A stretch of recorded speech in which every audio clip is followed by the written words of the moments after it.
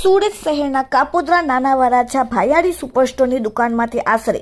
2 લાખ રૂપિયાની ગળફોડ ચોરીના મુદ્દામાલ સાથે ગણતરીના કલાકોમાં આરોપીઓને ઝડપી પાડતી Kapodra police. Surat police commissioner Anupamsinh ગેહલોતના આદેશ મુજબ સમગ્ર સુરત શહેરમાંથી ગળફોડ ચોરી મિલકત સંબંધી ગુનાઓને શોધી કાઢવા માટે સૂચના આપેલ હતી, જેથી તારીખ 11/12/2024 થી તારીખ 12/12/2024 સુધીમાં કાપોદ્રા નાના વરાછા ભાયાડી સુપરસ્ટોરની દુકાનમાંથી કોઈ અજાણ્યા ચોર ઈસમે ગળનો પાછળનો દરવાજો ખોલી અંદર પ્રવેશ કરી દુકાનમાં કેશ કાઉન્ટરના લોકરમાં રહેલા રોજિંદા ધંધાના રોકડા રૂપિયા 1,98,510 રૂપિયા ચોરી કરી નાસી ગયેલ હતા, જેનો ગુનો કાપોદ્રા પોલીસ સ્ટેશનમાં દાખલ થયેલો હતો. જેથી કાપોદ્રા પોલીસ સ્ટેશનના ઇન્સ્પેક્ટર એમબી આસુરાના સૂચના અને માર્ગદર્શનથી સેકન્ડ પીઆઈ એમઆર સોલંકી તથા સર્વેલન્સ ઇન્ચાર્જ ડીએ રાઠોડના સર્વેલન્સ સ્ટાફના માણસો સાથે રાખીને ગુનાની ગંભીરતાને રાખીને સર્વેલન્સ સ્ટાફની અલગ અલગ ટીમો બનાવી ગુનાવાળી જગ્યાના આજુબાજુના સીસીટીવી ફૂટેજ ચેક કરતા ટેકનિકલ સર્વેલન્સ અને હ્યુમન સોર્સિસના આધારે તેમજ સાથે ખાનગી બાતમીના આધારે આ ગુનાને અંજામ આપનાર આરોપી દેવાભાઈ રમણભાઈ હળપતિ દેવી પૂજક,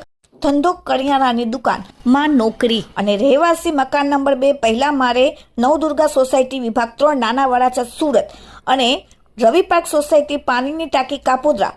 વાળાને પકડીને તેમની પાસેથી ગળફોડ ચોરીમાં ગયેલ મુદ્દામાલમાંથી કિંમત રૂપિયા 1,41,400નો મુદ્દામાલ રિકવર કરી આગળની કાયદેસરની કાર્યવાહી કાપોદ્રા પોલીસે કરેલ છે. Bureau report, daily India TV, Surat.